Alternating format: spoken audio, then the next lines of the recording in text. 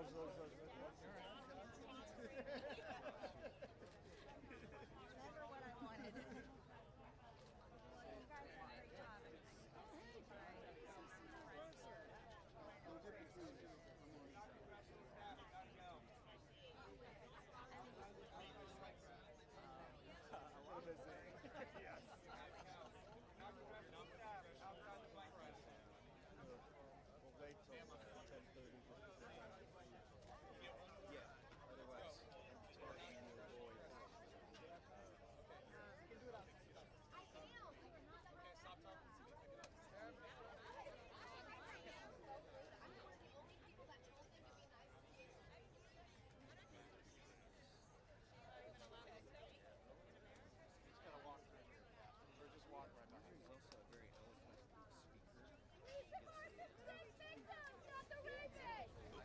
You guys did a great job.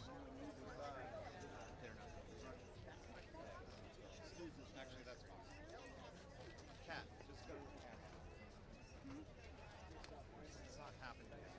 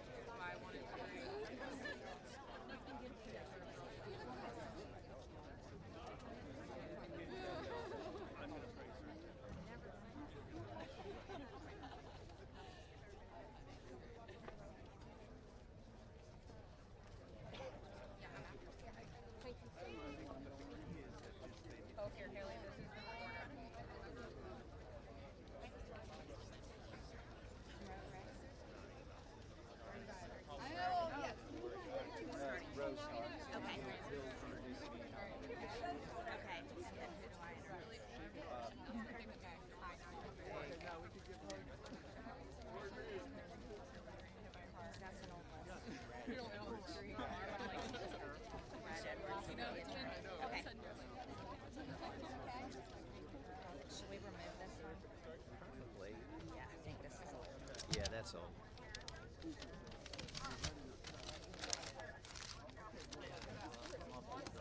Smart. I'm telling you, you have done this.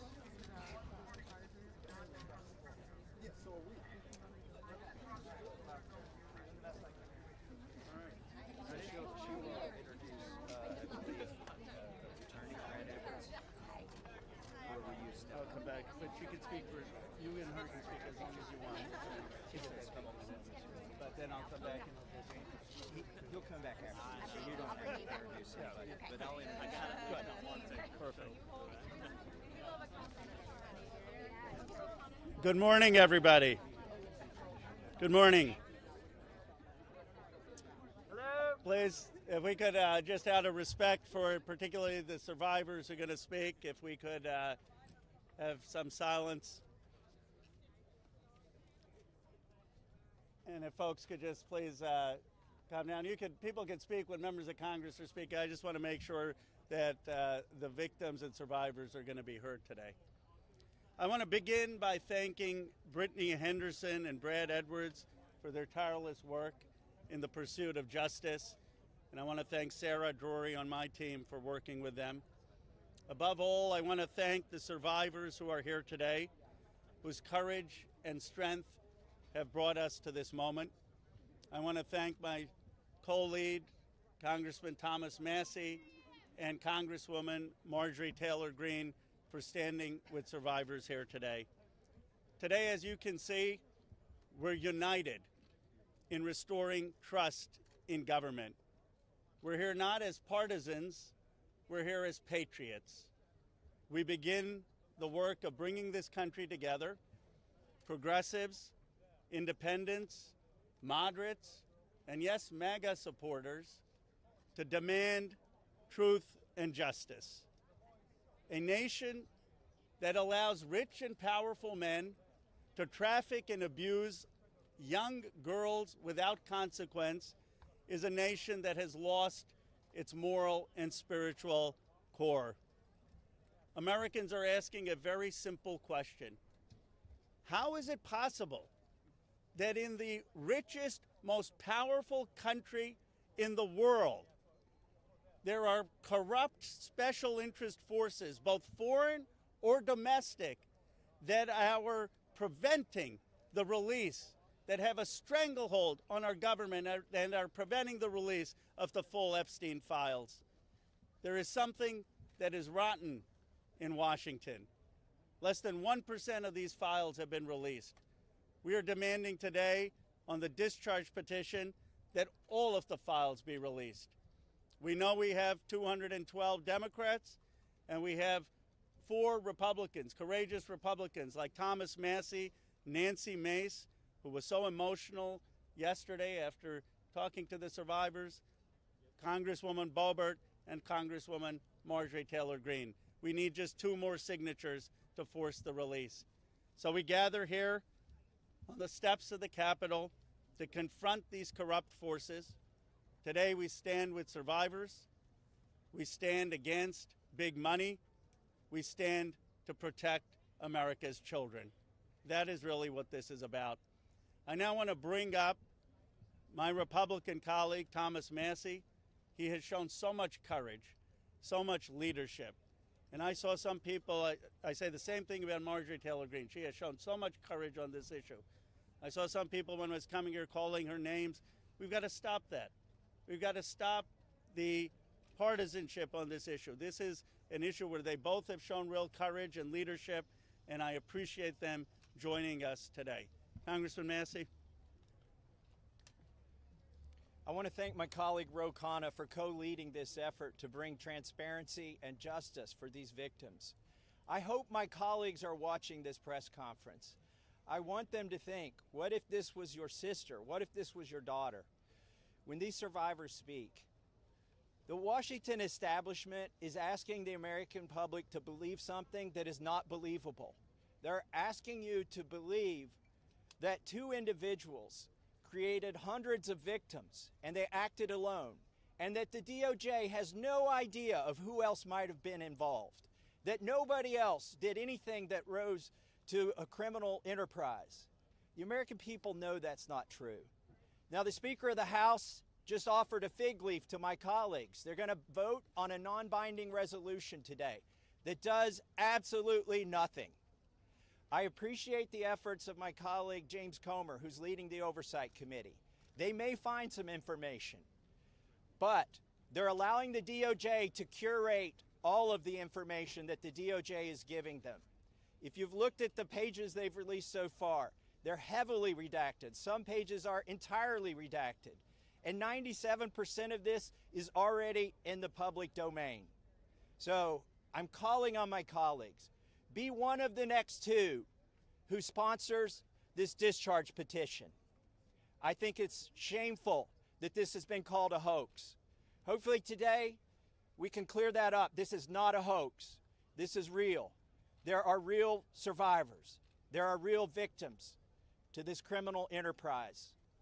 And the perpetrators are being protected because they're rich and powerful and political donors to the establishment here in Washington, D.C. So today we're standing with these survivors and we're giving them a voice, and I want to close by thanking them. They are brave. I hope they encourage other survivors to come forward and to tell their stories, not just of Jeffrey Epstein and Maxwell, but anywhere in the country. This is a message that we are sending. This is a litmus test. Can we drain the swamp? Are there people who are outside of the reach of the law? I don't think there should be. So hopefully today we'll get 2 more signatures on the discharge petition. That's all we need. And with that, I want to introduce the bravest woman in Congress, Marjorie Taylor Greene. I find it interesting that the 3 Republican co-sponsors are women. These are women standing up for women. And Marjorie was the first to do it.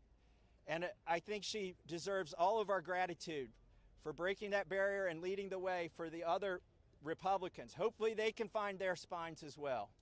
And with that, I give you Marjorie Taylor Greene. Good morning. This is my 5th year in Congress, and this is the largest press conference that I've seen since I've been here. And this is because this is an issue that matters so much to Americans. This is an issue that doesn't have political boundaries. It's an issue that Republicans and Democrats should never fight about. As a matter of fact, it's such an important issue that it should bring us all together. It's grieved me to watch the arguments and debates take place among my colleagues and even the administration. I think this is something that was worth fighting for. You see, the women behind me are going to tell you stories that you've never heard before. These are unimaginable horrors that they've lived with for their entire lives since they were very, very young. But these are also similar stories that many children, teenagers, women, and even men are enduring nightmares right now as we speak. You see, these women have been fighting since the 1990s. I heard one woman tell us yesterday since 1996. And they have carried with them shame. But I want to tell you something. The shame does not fall on these brave, courageous women. The shame falls on every single person that coldly turned a blind eye to their abuse. The shame falls on every single person that enabled it. The shame falls on every single person that took money to continue it. And the shame falls on the people in power over the past several decades that protected the monster, Jeffrey Epstein, and his cabal that continued a nightmare.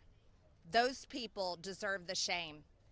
And today we are coming forward and we are going to fight like hell for these women, because we have to fight like hell for those that are enduring sexual abuse and are living in a prison of shame. Anyone that is being abused, it is not your fault. You should live with no guilt or fear or shame. All of the fault belongs to the evil people that do these things to the innocent.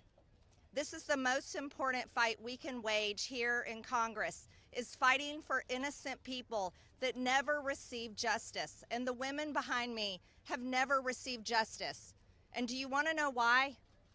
It's because Jeffrey Epstein somehow was able to walk among the most rich, powerful people, not only in America, but foreign countries. Yesterday, I heard countries like Saudi Arabia, Russia, and even Israel, and other countries. The truth needs to come out, and the government holds the truth. The cases that are sealed hold the truth. Jeffrey Epstein's estate holds the truth. The FBI, the DOJ, and the CIA holds the truth. And the truth we are demanding come out on behalf of these women, but also as a strong message to every innocent child, teenager, woman, and man that is being held captive in abuse. This should never happen in America, and it should never be a political issue that divides us. And I want to thank Ro Khanna and Thomas Massie for doing something brave, crossing political boundaries for a very important fight. And I'm honored to join both of them. and I'm honored that Nancy Mace and Lauren Boebert signed the discharge petition along with myself. And I asked my Republican colleagues not to choose just one path for justice and transparency and accountability, but I asked my Republican colleagues to choose every path for justice and accountability and transparency. And with that, I'd like to bring back Congressman Ro Khanna to start this important press conference. Thank you very much. Thank you, Congresswoman Green, for your courage and for being here, and thank you again to Congressman Massie for co-leading it. I now would like to introduce two people who have been fighting this for decades. They haven't had their voice heard. The victims haven't been heard. They haven't just been on this in the last few months. They've been doing this in the wilderness for years, and they are really models of courage. Bradley Edwards and Brittany Henderson, who are the attorneys for the victims. Thank you for being here.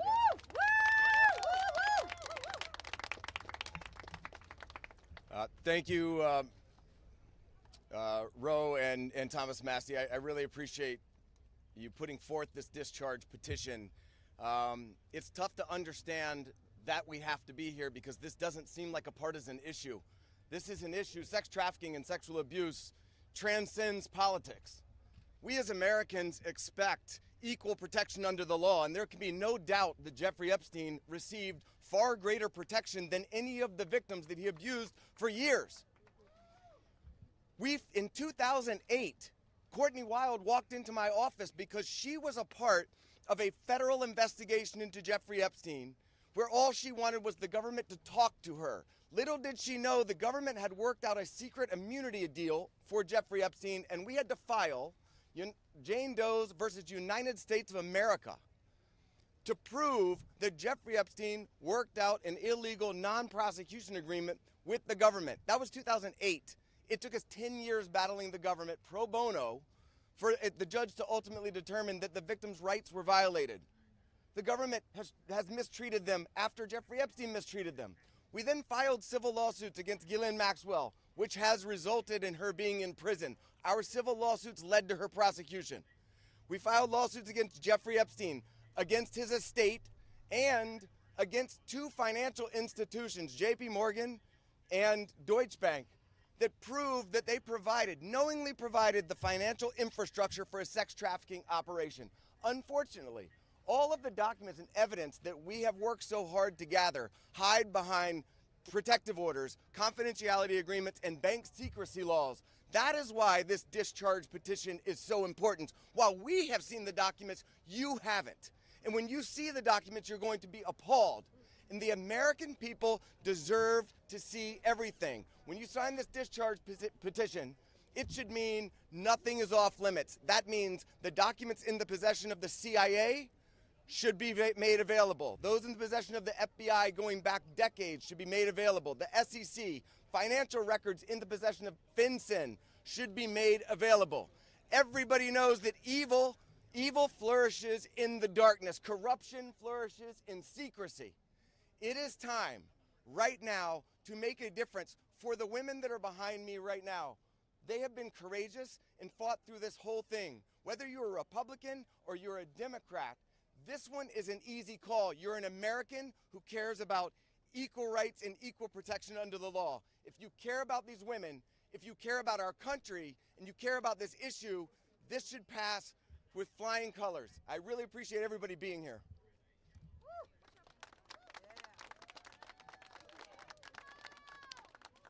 Hi, good morning. My name is Brittany Henderson, and I think in addition to thanking the wonderful congressmen and women who are here today, we need to thank the women, and not just the women who are going to speak, but the other women who are standing behind them, along with other lawyers, Sigrid McCauley, and people who have been fighting for a very, very long time for the world to give this kind of attention to an issue that it should have had forever.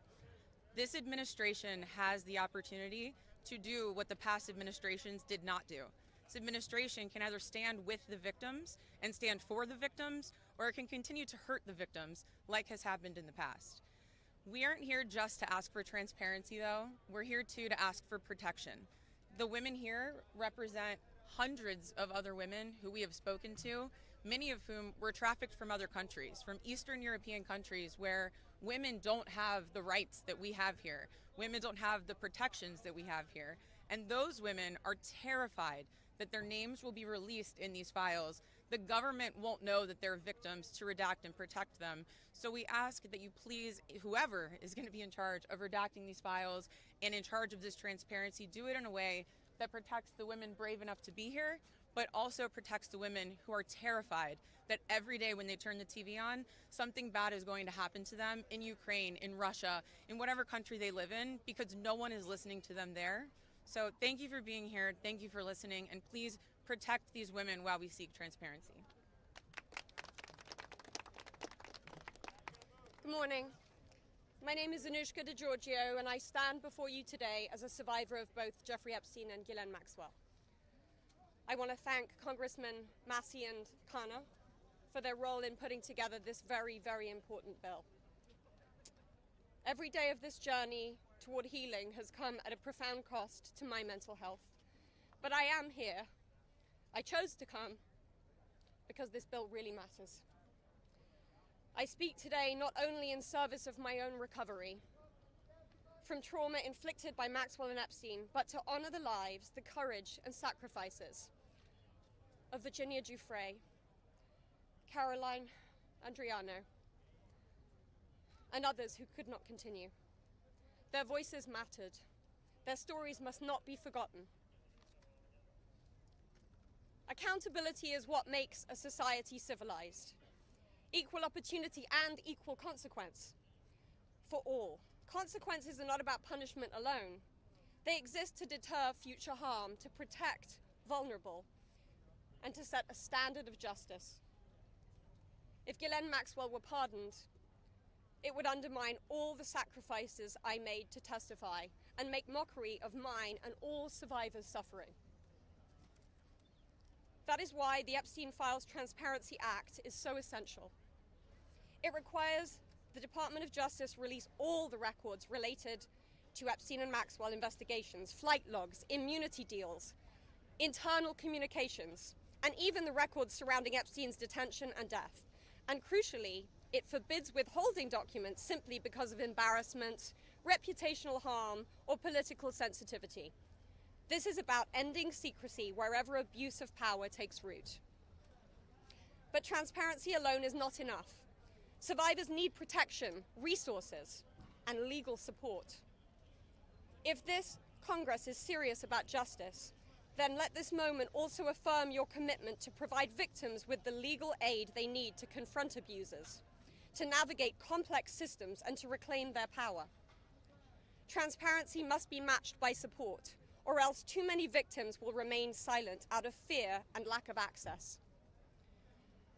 The statistics demand action. Nearly 1 in 5 women in America will experience rape or attempted rape in her lifetime.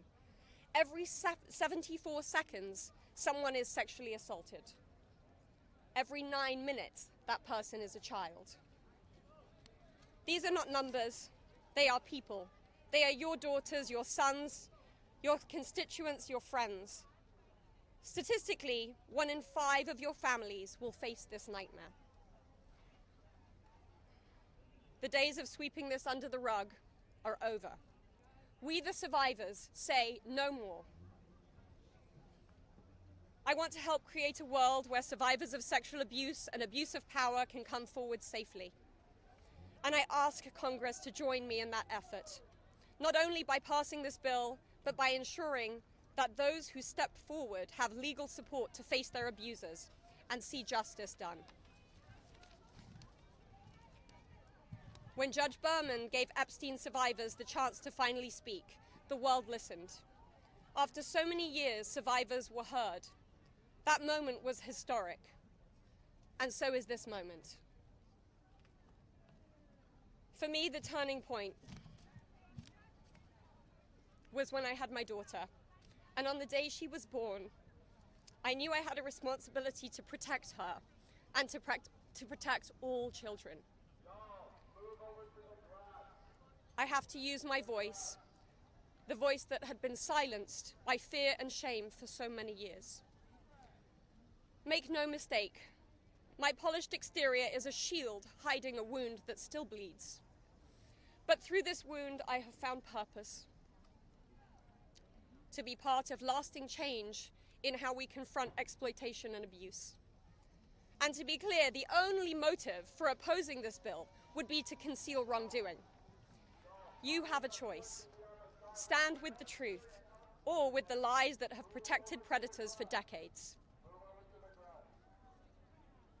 I am no longer weak. I am no longer powerless. And I'm no longer alone. And with your vote, neither will the next generation be. President Trump, you have so much influence and power in this situation. Please use that influence and power to help us, because we need it now and this country needs it now. Thank you.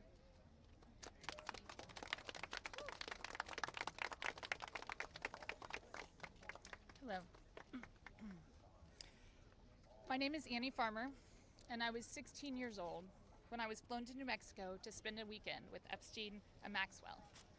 That same year, 1996, my sister, Maria Farmer, reported what happened to me there, along with reporting her own assault at their hands and their theft of sensitive photos of herself, of me, and our younger sister that she had taken for her work as a figurative painter. I am now 46 years old. 30 years later, we still do not know why that report wasn't properly investigated, or why Epstein and his associates were allowed to harm hundreds, if not thousands, of other girls and young women. We have never been told whether those images were found when they discovered a large amount of child sexual abuse material on his property. As a psychologist, I understand that when the systems meant to protect us recreate the abuse cycle, the betrayal that occurs can be just as damaging as the original trauma. This happens when survivors of these crimes are not believed, when our well-being is not weighed as heavily as those who have more resources or more privilege, and when perpetrators of these crimes are given a platform rather than the survivors of them. For so many years, it felt like Epstein's criminal behavior was an open secret. Not only did many others participate in the abuse, it is clear that many were aware of his interest in girls and very young women and chose to look the other way because it benefited them to do so. They wanted access to his circle and his money. Their choice to align with his power left those of us who had been harmed by this man and his associates feeling very isolated. I could never have imagined being here today and this chorus of support that we have all received.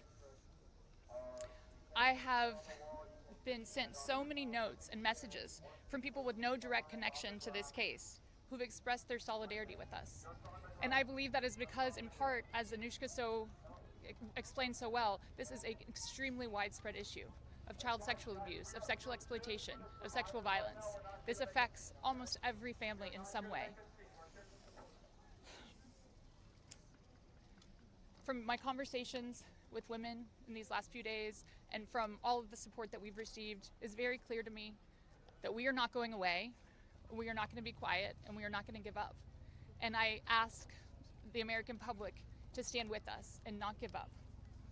At a time with record high levels of distrust in our institutions and a perception that there are two Americas, one for those with power and privilege and one for everyone else, passing this Epstein transparency bill is one important step that can be taken to prove to Americans that the government does not side with sexual perpetrators. A thorough public review of this information is an important step in preventing the type of systemic failures that have occurred in this case and harmed all of us. An important step towards healing for those involved. Thank you.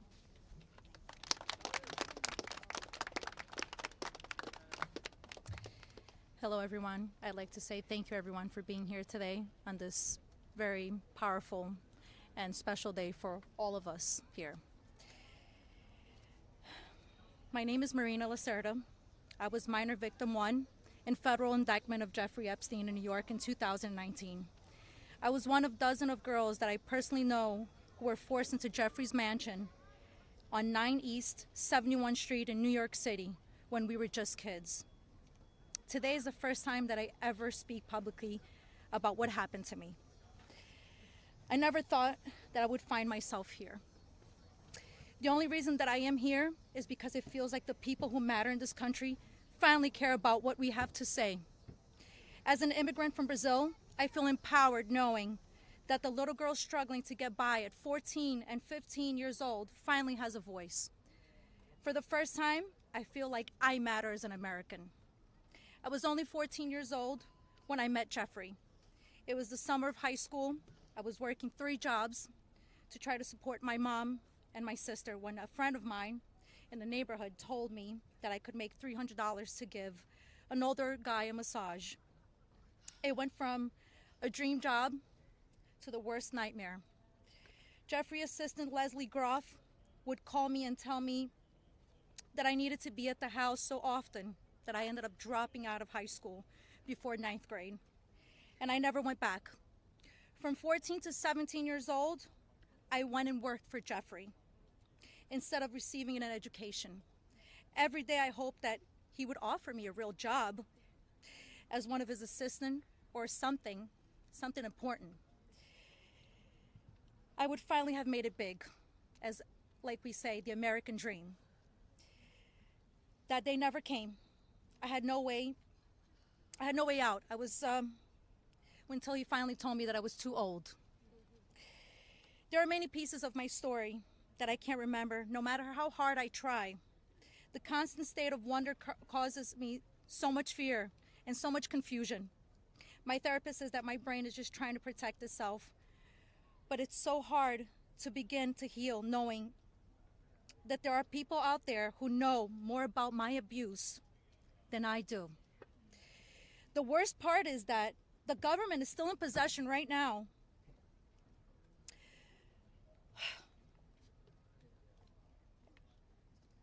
of the documents and information about that could help me remember and get over all of this maybe and help me heal. They have documents with my name on them that were confiscated from Jeffrey Epstein's house and could help me put the pieces of my own life back together. But I don't have any of it. And I know the same is true for many of these women.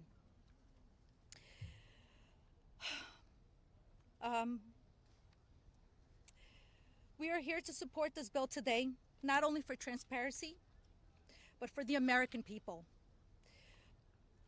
But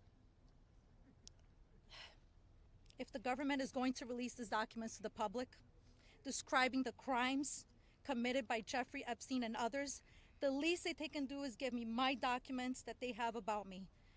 The other survivors deserve the same respect from our government. While our identifying information must be redacted to the public, it is equally important to provide the victims themselves with unredacted information. I will never forget when the FBI agent showed up in my door in 2008. Jeffrey Epstein hired a lawyer to represent me, or more like to represent him, I'd like to say. I couldn't ask any questions, and I had no idea what was going on. I was terrified. Until today, I think most of us are still terrified. I thought somebody was going to kill me. I thought something was going to happen to my sister or my mother. It went further out to even maybe thinking something would happen in Brazil with my family. And then one day, the lawyer said that everything was just gonna go away. Like nothing happened. I didn't need to testify. When I asked him why, he gave no explanation. That was it. So why? Why was I never called to testify then? We could have saved so many women. We could have saved so many lives from being abused. Why did he get away with it in 2008? Why was he able to go on in the abuse with hundreds of girls after the Florida investigation? Why didn't they let me testify to help stop him? Our government could have saved so many women, but Jeffrey Epstein was too important and those women didn't matter. Why? Well, we matter now. We are here today and we are speaking and we are not going to stop speaking. Today, I stand here with the women who have really helped me to find the strength to come out and come forward to share my story for the very first time. Together, we are stronger than ever. While she may not be with us, Virginia Roberts, we will continue to use our voices to strengthen yours always. Thank you.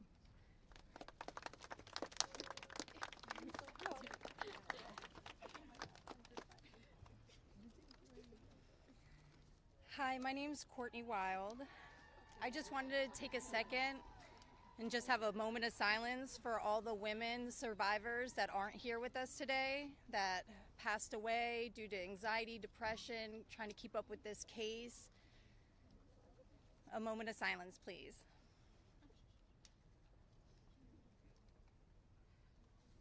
Thank you. My name is Courtney Wild. I was only 14 years old when I was introduced to Jeffrey Epstein by a 13-year-old friend of mine. The details of the abuse that he inflicted on me for years is not important today. In 2028, I was cooperating with the federal government in the investigation of Jeffrey Epstein. They sent me a letter telling me to be patient because this was going to be a lengthy investigation, but at the same time, they refused to talk to me and tell me what was going on. So I hired an attorney, Brad Edwards, because I was hopeful to get some answers.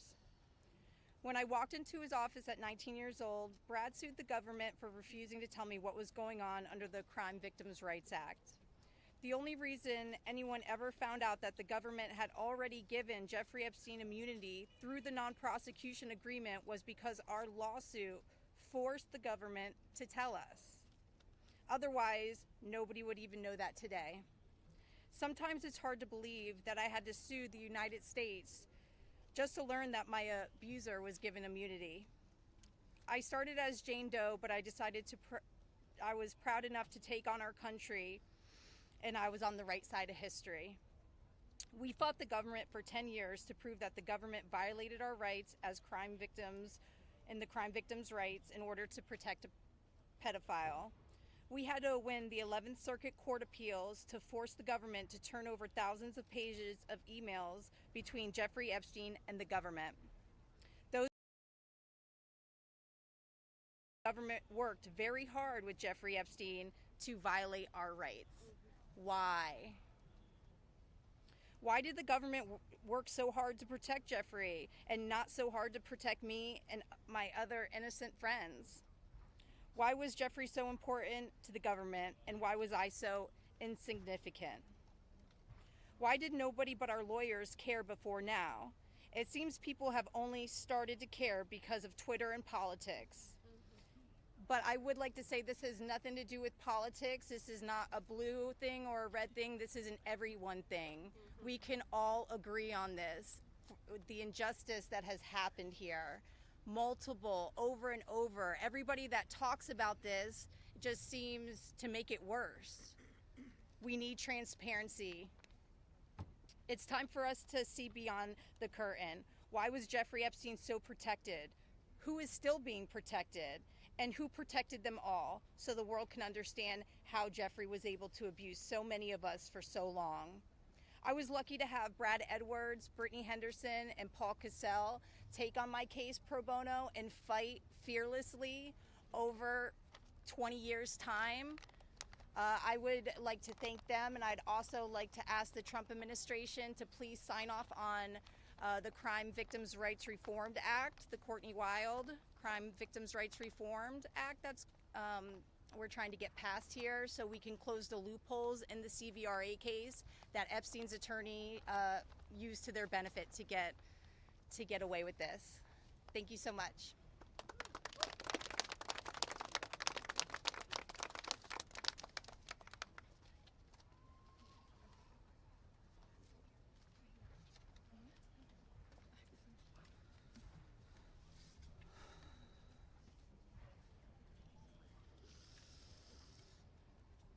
Good morning. First and foremost, we want to extend our deepest gratitude to Brad and Brittany Edwards, Congressmen Massie and Khanna, and above all, the brave survivors who have entrusted us with the privilege of speaking today on behalf of Virginia. Robert Giuffre as her family. We are here today because we support H.Res.581, the Epstein Files Transparency Act, in its entirety. But as much as this bill is about shining a light on truth, it's not just about the bill. This is about justice. This is about survivors. This is about justice against the rich and powerful who have stolen something from these women and many children at the time, their freedom. The freedom to live their life without mental and physical scars that have been inflicted upon them by those who thought they were untouchable. The same freedom that these monsters took from these survivors, they should never be afforded. They should never be allowed to continue their lives with impunity. Let's be clear. This is not a political issue. This is not about left or right. This is about humanity. This is about doing what's right. And this is about ensuring that the future we leave behind isn't one where the powerful can hide behind their wealth, their influence, and their money to evade justice. Our plea to you, whether you're a dad, a mom, a brother, or a sister, look your young ones in the face. Look them in the eye and tell them you didn't stand against the very people who raped, molested, and preyed upon children and young women. Tell them you were willing to negotiate a deal. Money should never be what makes something right or wrong. If you vote no, your stance will be clear. You will be choosing to stand on the side of the rich and powerful, allowing money to buy your way out of the consequence. But here's my one ask. Look these survivors in the eye and tell them why. Then, look the people of the United States in the eye and tell them why. And then, when you're alone, look yourself in the mirror and ask yourself why. Virginia said it best, and I quote, "I have physical and mental scars that will never heal. I have memories that will never go away. They say time can heal, but this won't. Not until the justice system makes an example out of these people with so-called privileges. I just call it money. The only time I can begin to heal is when their freedom is taken from them, just like they did to me and literally thousands of other victims. The survivors of this horrific abuse are watching. The American people are watching. And history is watching. Which side will you be on?" Thank you.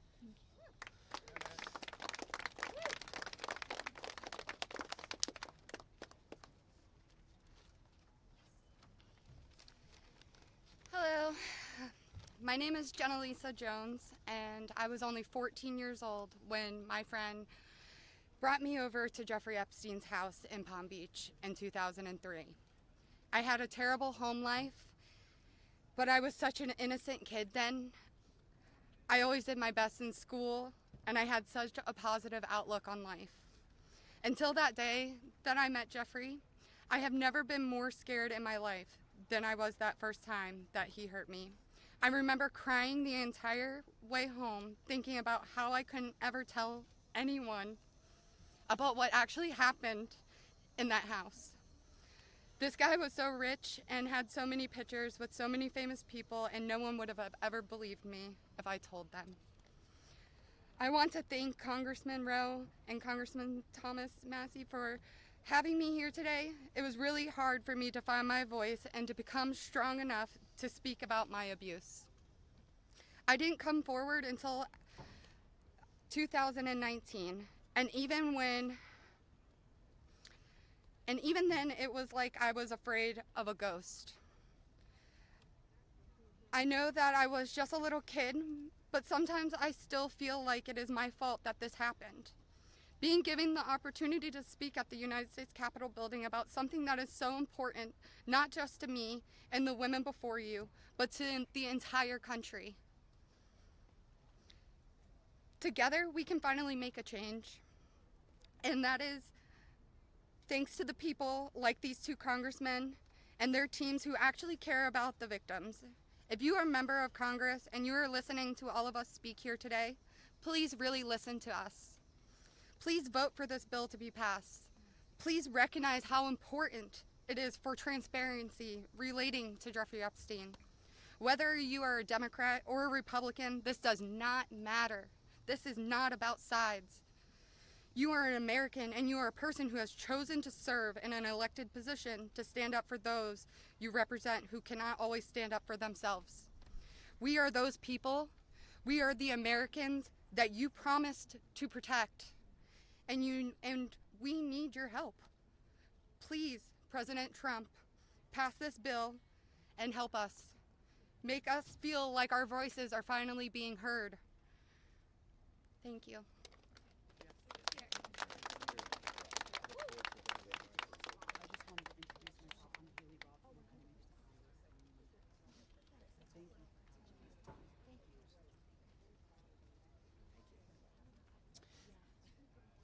Good afternoon. My name is Haley Robson.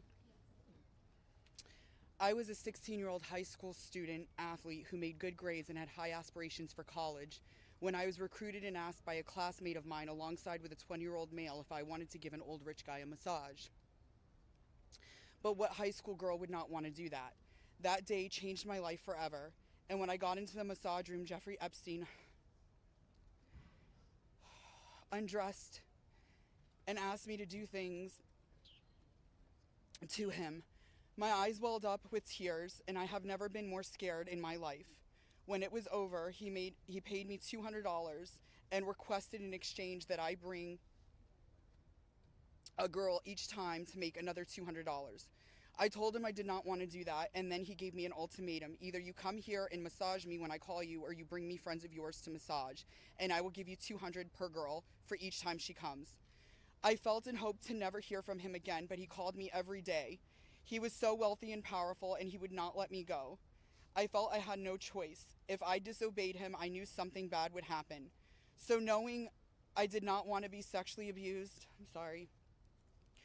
I started to bring him other girls from my high school, and he paid me $200 for bringing them. I just hoped each time it would be the last time. One day, the stepmom of one of the girls brought him and called the police on Jeffrey Epstein. The police then called me in for questioning. I had told them the truth despite the fact that I was a teenager and a minor, and I was able to tell the police the names of all the other victims. The police treated me like a criminal. I had, by this time, had turned 18. I had been with Jeffrey since I was 16 and for 2 years. So they had told me So they told me I was going to be arrested. My name was then distributed to the press as a co-conspirator of my abuser, who I detested. My entire world was crashing in around me, and I started being threatened and bullied, till this day still receiving death threats. I was singled out and for many years had to suffer a smear campaign of lies about me because of the way that I was portrayed by the press. The press made me out to be a predator when I was just a 16-year-old little girl who was sexually abused by a powerful man and an evil man. For years, I had no friends. My boyfriend was murdered, and there was nowhere to turn. The government, after investigating more, learned that I was true a victim, but the damage was done and it was too late. There was no way to undo the harm the press had caused me. In 2019, I met Brad Edwards and Brittany Henderson. They changed my life, and they believed in me and have helped me to finally heal. Healing is a process, and I may never get there. But the passage of this bill requiring the government to produce all the evidence that it has gathered on Jeffrey Epstein and Ghislaine Maxwell is a huge component of healing for me and for the many other women who have suffered for so long. For many reasons. First, we and the rest of the world need answers. Why was he so protected? And why didn't anyone ever care to stop him? It doesn't take a brain surgeon to know that if he is spending thousands of dollars a day paying high school girls he abuses and had a lot of access to cash. I learned through my attorneys in the JP Morgan class action case that there were years when his staff withdrew over $1 million in cash a year. Was that not a big enough red flag? There were wire transfers to other victims, and the government did not protect us. The banks did not protect us. So lift the curtain on these files and be transparent. Every single time a new conspiracy gets circulated in the media, whether he is still alive, what powerful person had him murdered, who was on the Epstein client list, and there are names going around on TikTok and Instagram, we, the survivors, are suffering severely. We take our kids to school and everyone is talking about it. We can't read the news or do anything without hearing crazy stories that are only able to live on because the government continues to hide the evidence and the truth. So people just make up stories. Those stories hurt. They hurt real people who have already been hurt. And we have lost so many Epstein victims to suicide, and maintaining the real truth in secrecy only allows for conspiracy theorists to tell lies that drives up our anxiety and fears and will continue to lead to more pain, more suffering, and honestly, more deaths of innocent victims. It's time you do is right by us. Unseal all the documents. We are requesting transparency, and I am requesting every congressman and woman that goes against this bill be outed. I want to know. Thank you.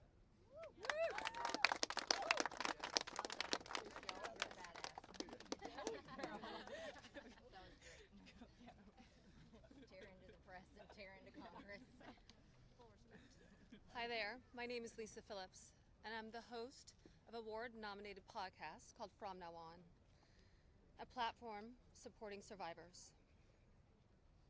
I want to thank all of my survivor sisters who came before me today. I'll be very short. In the year 2000, I was taken to Jeffrey Epstein's island while on a photo shoot on a nearby island. Who I saw and what I experienced there was a glimpse into a very dark and disturbing world. For years after, I tried to avoid Jeffrey, but he had introduced me to Katie Ford, the owner of the Ford Modeling Agency.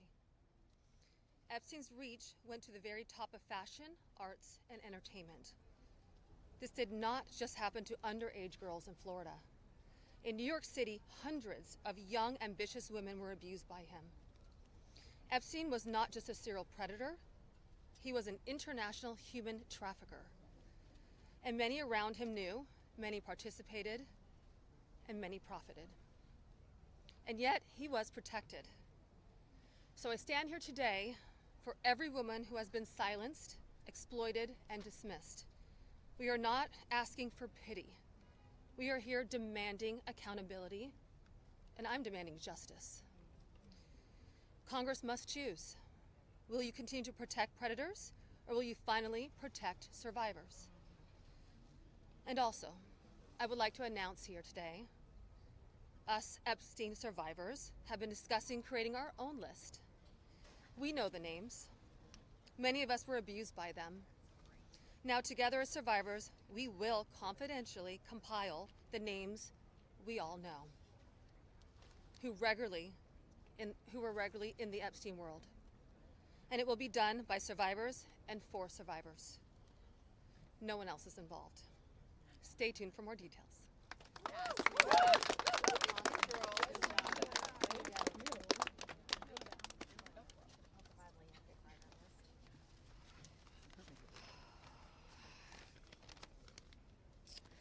Hello, my name is Shantae Davies, and I'm here before you today as a survivor of decades of pain, trauma, and betrayal at the hands of Ghislaine Maxwell and Jeffrey Epstein, and the people who enabled them, and a government that for far too long refused to help.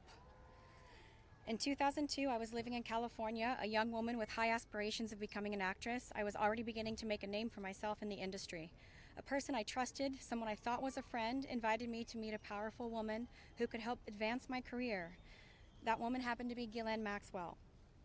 I was asked to give her a massage, though I had almost no experience, and when I did, she praised me and promised introductions to someone enormously powerful, someone who could change the course of my life, and that man was Jeffrey Epstein. At first, I was an excited young woman on top of the world. Epstein flew me to his private island. He listened to my dreams, promised to help, but his promises came with a catch. The abuse began. He told me to keep it secret. He manipulated me with quid pro quo I did not consent to, but I felt I had no one to turn to. He was too powerful. I was just one of the many young women trapped in his orbit. I was even taken on a trip to Africa with former President Bill Clinton and other notable figures. In those moments, I realized how powerless I was. If I spoke out, who would believe me? Who would protect me? Epstein himself was the most powerful leader of our country. Epstein surrounded himself, with the most powerful leaders of our country and the world. He abused not only me, but countless others, and everyone seemed to look away. The truth is, Epstein had a free pass. He bragged about his powerful friends, including our current president, Donald Trump. It was his biggest brag, actually. And while what I endured will haunt me forever, I live every day with PTSD. I live as a mother trying to raise my child while distrusting a world that has betrayed me. This kind of trauma never leaves you. It breaks families apart. It shapes the way we see everyone around us. But one thing is certain, unless we learn from this history, monsters like Epstein will rise again. There are files, government files, that hold the truth about Epstein, who he knew, who owed him, who protected him, and why he was allowed to operate for so long without consequence. Why was Maxwell the only one held accountable when so many others played a role? Why does the government hide this information from the public? This secrecy is not protection, it's complicity. And as long as the truth is buried, justice will remain out of reach. That is why this bill matters. Passing it will, bless you, ensure that the suffering of survivors is not in vain. Passing it will bring accountability, transparency, and prevention. It will help protect the next generation of predators who seek to place themselves above the law through wealth, influence, and connections. This is not just my story. It is about every survivor who carries invisible scars. It's about the weight we live with daily. It is about the families broken and the futures stolen. So I ask you, President Trump and members of Congress, why do we continue to cover up sexual abuse and assault? Who are we covering for? Let the public know the truth. We cannot heal without justice. We cannot protect the future if we refuse to confront the past. Thank you.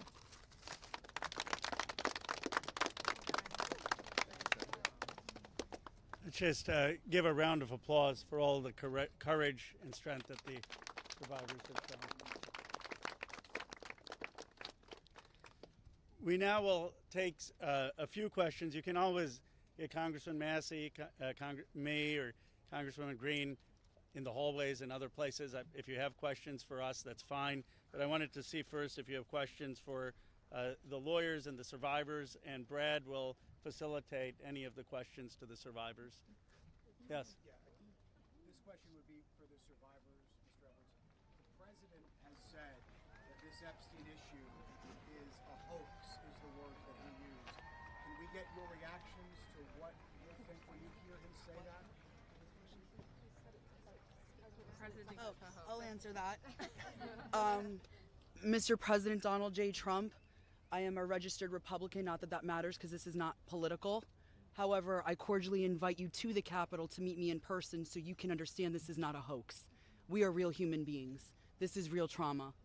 What does it feel like emotionally to hear that? Devastating. It's being gutted from the inside out. Not that I would know what that feels like, but I imagine it's the anxiety buildup with the depression and the survival mode, and then your nervous system goes limp and ironically is shot, and it feels like you just want to explode inside because nobody, again, is understanding that this is a real situation. These women are real. We're here in person. To say that it's a hoax is just not. Please humanize us.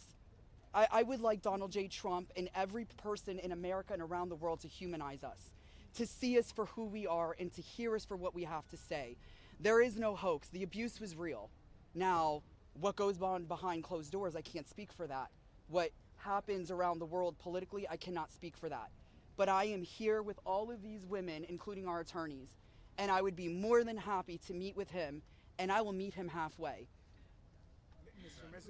Edwards, I wonder if any of the victims could respond to the news from recently about Ghislaine Maxwell being transferred to a lower security prison in the aftermath of speaking to Todd Blanche. You want that one? About her transfer to Oh, yeah. I'm happy to speak to that. We were horrified to learn that she had been transferred to a prison camp. She is someone who was found guilty by a jury of sex trafficking. She not only, we often hear that she procured women for Jeffrey, which I think is a very sort of polite and minimizing term. She also participated in the abuse. She was a major architect of the scheme. And the fact that she has painted herself as a victim, I think is disgusting. And it was horrifying, I think, to us that we were not told about her prison transfer. We found out about it in the news. Just 1 minute, I think Anushka maybe has something to say. So, Anushka DeGiorgio, I testified alongside Annie at the trial of Ghislaine Maxwell. I was horrified when I found out not only had Ghislaine Maxwell been transferred to what's called a low security. It's really is like a holiday camp, and then afterwards I got a notification from the Department of Justice telling me that this was going to happen, when it had already happened. This woman abused children.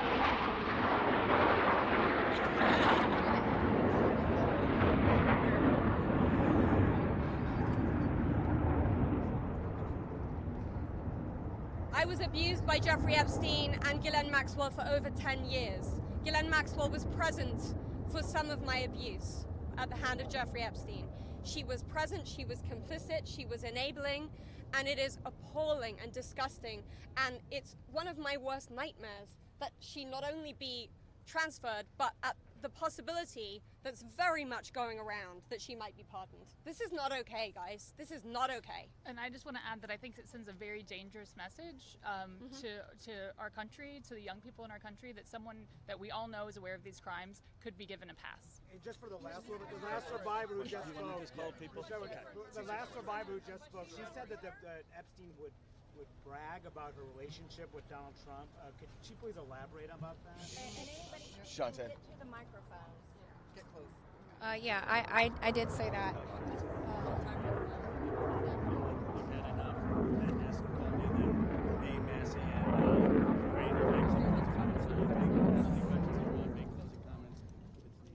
My first trip to the Palm Beach residence, I drove there from the airport with Ghislaine Maxwell, and Jeffrey and Ghislaine were always very boastful about their friends, their famous or powerful friends, and his biggest brag forever was that he was very good friends with Donald Trump.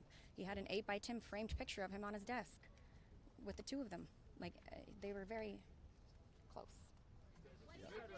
Go ahead. What? 1 second.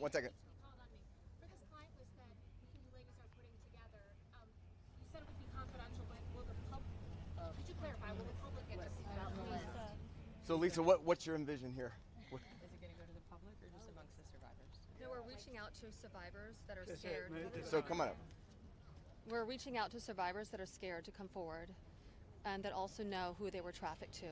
So that's the list that we're compiling. We're not quite sure, how we're going to release that, or even if we're going to, the Department of Justice needs to release the list. Right, yes. For folks at home, they might be confused. Survivors know the names. You've seen these powerful people. Why can't you say the names? Could you just explain for folks? Why do we have to say the names when the government knows the names? And we're also scared to do so. Look what's happened to so many of the survivers that have revealed names. Yeah, I find it question about the bill.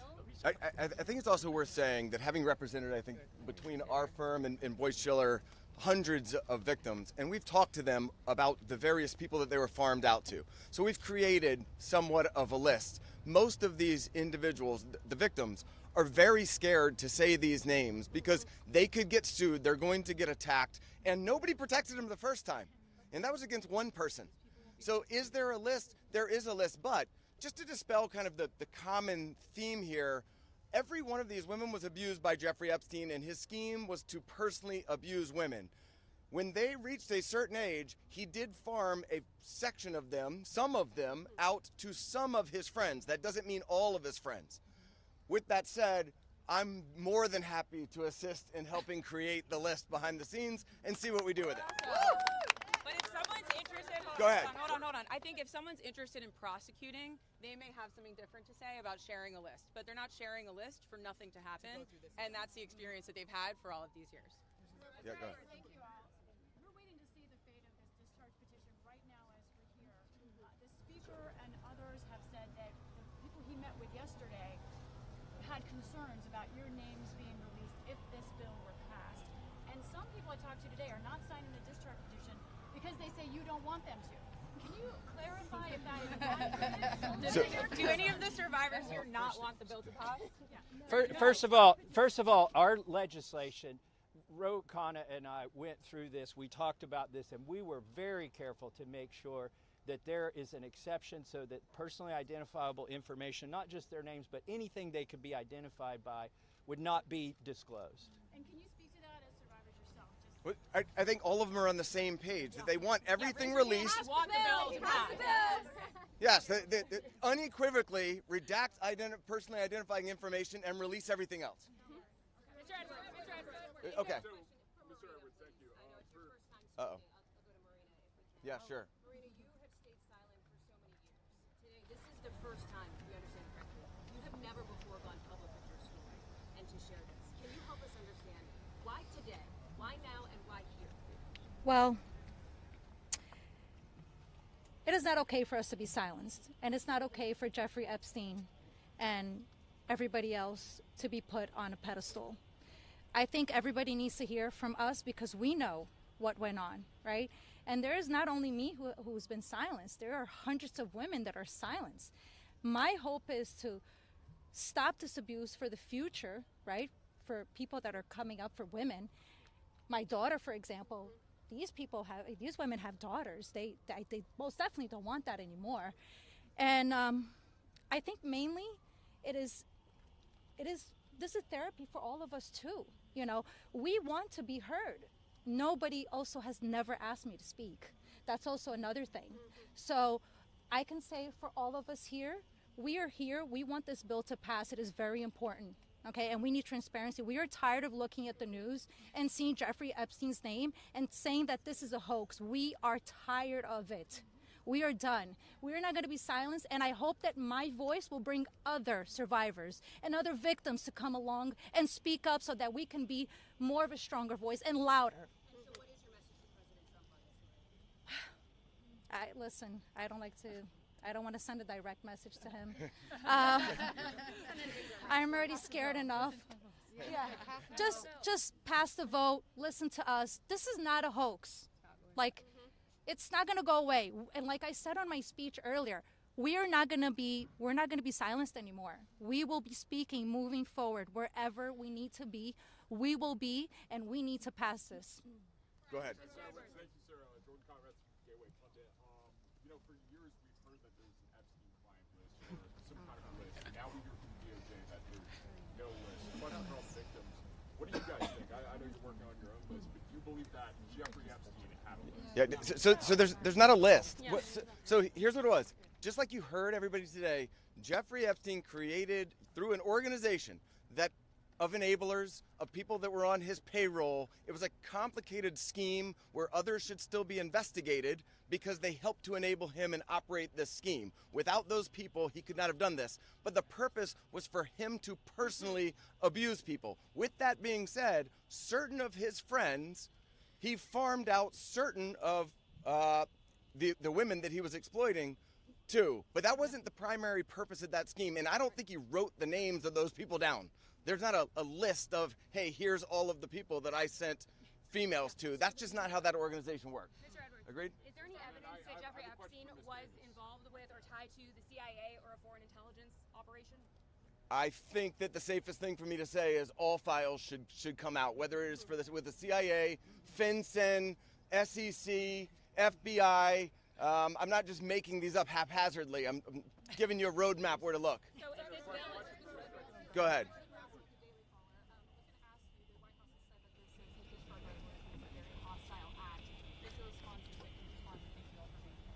I'll go first and then I'll let them. They're much more important than me, but I don't understand why it's a hostile act. I can tell you that I talked to President Trump back in 2009, and several times after that, he didn't think that it was a hoax then. In fact, He helped me. He got on the phone. He told me things that were helping our investigation. Now, our investigation wasn't looking into him, but he was helping us then. He didn't treat this as a hoax. So at this point in time, I would hope that he would revert back to what he was saying to get elected, which is, I want transparency. This about face that occurred, none of us understand it. In fact, I don't understand how this is an issue that's even up for debate.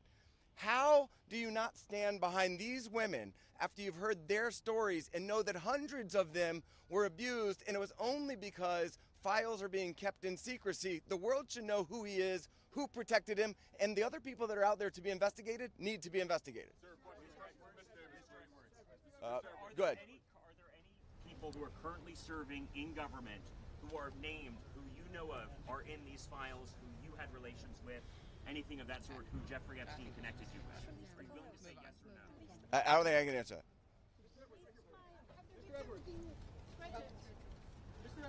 Sorry.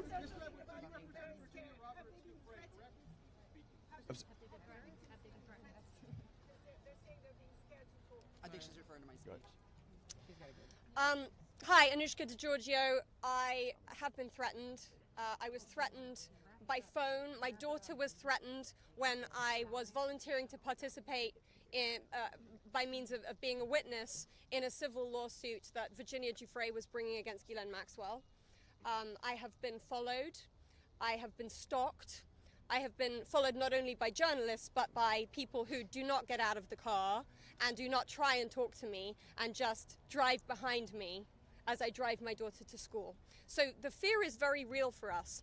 I have also been in multiple situations with both Jeffrey Epstein and Ghislaine Maxwell where they have been direct and indirect about implying and saying that if I was to talk, if I was to bring any kind of trouble, then there would be severe consequence, including death. And just to add to that, Maxwell also threatened my sister Maria Farmer. When the FBI did nothing about her initial report, she reported individually at that time, and then in 2002 we spoke to a reporter at Vanity Fair telling our stories, fearful that perhaps other people were being harmed. We were not.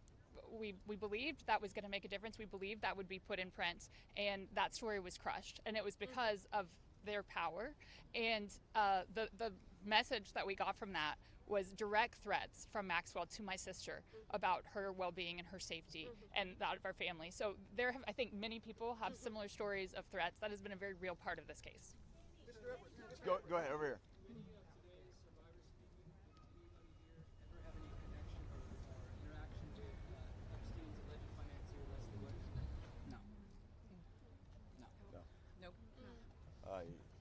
Do you want to address that? I just want to say one thing that's very clear. When people say, please share names, there are names that are very well known, like that of Les Wexner, who everyone knows supplied an enormous amount of Epstein's financial wealth and allowed this operation to happen. So it's, I think, confusing to many of us why there have not been more ramifications for him, and he's been seen as a victim when clearly I believe there's more to it. But, yep. So you represented Virginia Roberts for 3 years. She eventually had to recant the allegations that she made against Alan Dershowitz. She alleged that We're not Don't answer him. All right, next question. Next question. Thank you. Who's next? Why is it that she should be... Yeah, no, we're not answering your question. Anybody else? Go ahead. How did the victims feel about the interview that was given to Ghislaine Maxwell? There's a woman trying to say something. That's better. Okay, ma'am, I think that you had a question. When you talked in the past on MSNBC, Oh my God. about the existence of the Epstein birthday book, have you yourself in the course of litigation seen it? I don't know that we're able to reveal what we've seen and what we have not seen by way of protective order, but my point being in that circumstance was, if anybody wants answers, there's an easy place to get it. I told you where to get it. I said the estate of Jeffrey Epstein has it. Serve a subpoena on them. They'll turn it over. And if we had served a subpoena on them in the past, they would have turned it over and we would have seen it, which I don't usually miss subpoenas like that. So there we go. Mr. Edwards, can you elaborate Go ahead. on the... Just say one thing on that. To your question about the allegations, there's a simple answer. Release the files. Let the American public decide. Instead of harassing, instead of, I gave you your say. Look. You're hired by Dershowitz. But,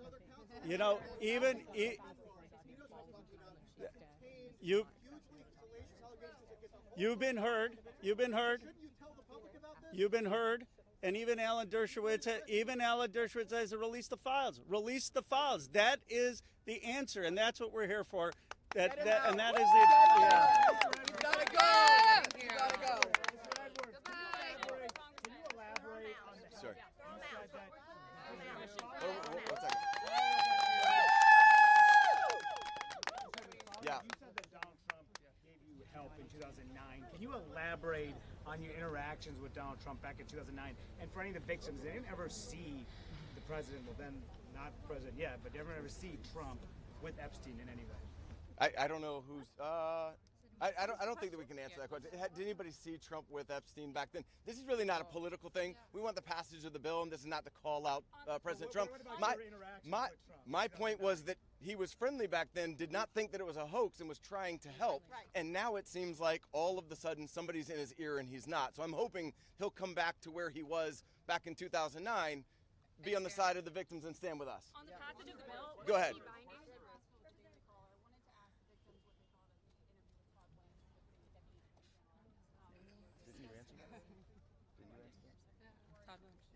you want to answer it? Teresa will step up. Teresa J. Home. Happy to speak on that because what I will say is she got this airtime and platform. Her voice was elevated way before our voices were elevated here today.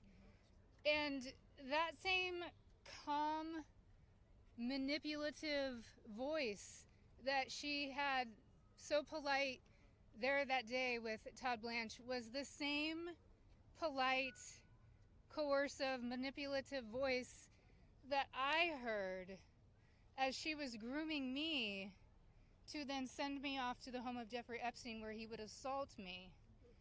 So that's what she was doing for hours, speaking with me, building relationship with me, building trust with me, allowing me to believe that I was going to get this job, a dream job that I had been recruited from my college, flown across the country from Los Angeles to New York City to interview, so I thought. So her voice that day was the same voice that sent me off to a monster. So nothing can be believed from what she says because she's been charged with perjury. I myself could sit there and listen, and as I did, I sat there and listened to this woman's voice lie. And there was no pushback from Todd Blanche because does he even have the facts to be able to push back on her? Yeah. We could sit there and push back. Why didn't we get to attend that? Why weren't we there that day? Or why wasn't even one of us consulted prior to that day in that meeting?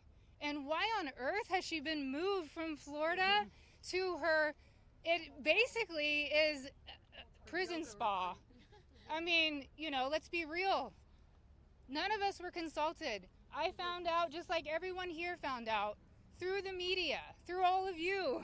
We found out about Ghislaine's transfer. So I'm very angry to sit there and listen. The feelings that come up listening to this woman's voice is repulsive. Yes, I would say it's triggering. We all work very hard on healing, and it still gets to us after 2 decades. It's a very long answer, but it's repulsive to sit there and listen to her voice in her interview. Can we take two more questions? One over here.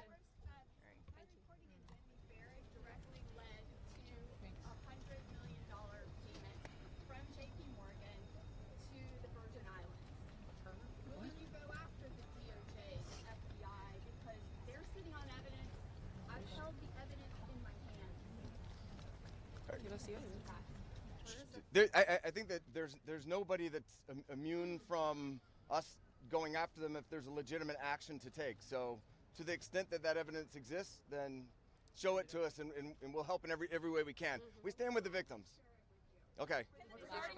One more. Can the survivors speak to speaking of being threatened and being afraid to come forward with the story to the case of Katie Johnson, who alleged that Donald Trump and Jeffrey Epstein? I don't think we can talk about. I don't think we can talk about that case. I do think it's worth saying, though, despite the comments that he made, Virginia Roberts Giuffre is an American hero. She is somebody. She is somebody without whom we would not be able to have this voice. She was the one who had courage to name names, speak out against people, and she was standing up against everybody at one time with an enormous amount of pressure. And most of these women are here because of Virginia Roberts Giuffre. So, all right, last one.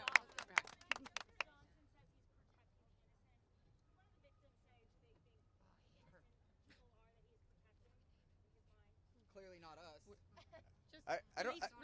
I don't think that anybody knows, but I can tell you that in the oversight committee meeting yesterday, they indicated that they were all for transparency, releasing the files, and asked us to hold them accountable.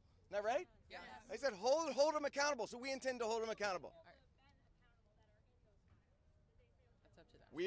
We're going to show them where to go with it, and as long as they're doing their job, they should. I'm going to turn it back over to Ro Khanna. Thank you.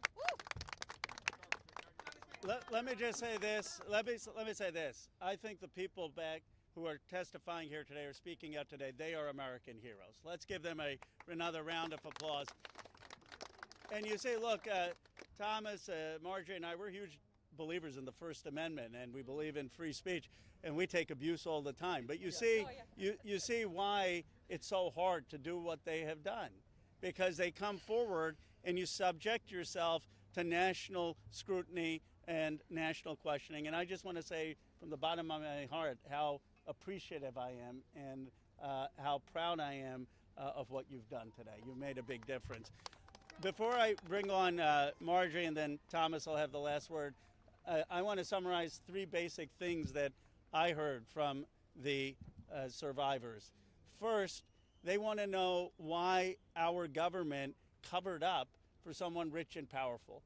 Why is it that we have two Americas? People say, why do you need to release the Epstein files if Epstein is dead and Maxwell is in jail? Because we don't know who all was involved in the cover-up. Why are there rich and powerful people who didn't have justice? They want to know that. Second, many said it's important for their own closure. They don't know their own abuse. They want to understand what's in these files for themselves. And third, we heard that there are many others who obviously were involved. And they want to know, and the American people deserve to know what was there in those files. I actually think they're helping us come together as a country. I've never done a press conference with Marjorie Taylor Greene before. I've done some with Tuss, but look, this country is divided and exhausted. This is one thing that we can come together on. And I was very clear with Thomas. This is not against President Trump. I would like nothing more than a Truth Social post for him after this press conference saying just release the files. Be with Massie, Khanna. This is about something much deeper. It is about bringing this country together to stand for America's kids, to restore trust, and to move this country forward. So thank you to the survivors for helping us do that. Now I want to introduce Marjorie Taylor Greene. Thank you. For everyone watching at home, I think it's important to put yourself in these women's shoes. As you're questioning, why can't they just name the names? What you don't realize is they just told their stories of being raped and being abused, being victimized, being manipulated, being coerced, and basically held in a prison of captivity of sexual abuse while they were young teenagers and extremely young, vulnerable women. And in Jeffrey Epstein's home and the places they went with him, they saw the most powerful people in the world in his pictures, and they saw him with those people. Can you imagine how terrifying it would be to name names like that? These are some of the richest, most powerful people in the world that could sue these women into poverty and homelessness. Yeah, it's a scary thing to name names, but I will tell you, I'm not afraid to name names. And so if they want to give me a list, I will walk in that Capitol on the House floor and I'll say every damn name that abused these women. I can do that for them, and I'd be proud to do it. Now, another thing, this is not about politics, and this is a boiling point in American history where the American people, just like Ro just said, there's become two Americas. There's the America for the rich and the powerful and the elite, where they never face any struggles or problems and never experience what real America goes through. And then there's forgotten America that faces all the problems and deals with all the issues and never gets justice for being sexually assaulted and raped by a monster. It shouldn't exist anymore, and people are sick of it. So let's recognize the fact that the administration before and the one before it and the one before it and the one before it and before it never did anything about this. So this isn't one political party or the other. It's a culmination of everyone worked together to silence these women and protect Jeffrey Epstein and his cabal. And this is not just rich, powerful people. Think his drivers, his maids, his chefs, all the people, people that worked in his home, security guards. I heard one story from a young woman that was being raped by Jeffrey Epstein when he was out on work release while he was serving time in prison and had an ankle monitor on his leg. Guess what? There was a police officer outside that door. So this list of names is quite a list of names, and it doesn't extend just in the rich, powerful circles. It extends down to the very bottom where people were paid. And again, I will say this, there's victims suffering today in similar circumstances, and they're terrified to name the names of the people that are currently abusing them. And so with these brave, courageous women fighting this fight, this is a fight for women and children and any person that is facing sexual abuse and rape and captivity and human trafficking right now. And so here's what I ask you in the press. Don't go for salacious headlines. Go for the truth and defend these women and help those of us in Congress that are crossing our political party lines for doing the right thing and trying to do it together. And thank you, Ro, and thank you, Thomas. And now I recognize Thomas Massie from Kentucky.